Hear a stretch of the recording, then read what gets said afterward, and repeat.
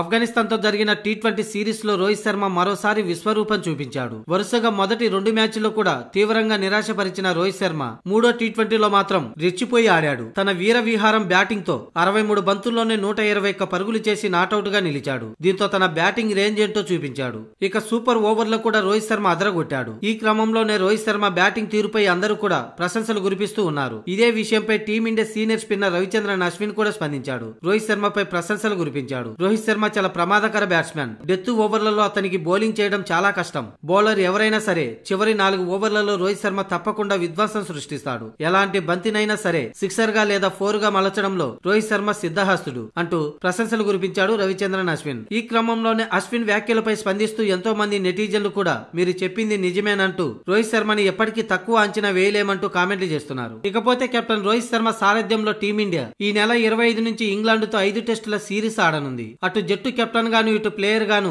England తో test series లో కూడా రాణించాలని భారత అభిమానులు కోరుకుంటున్నారు.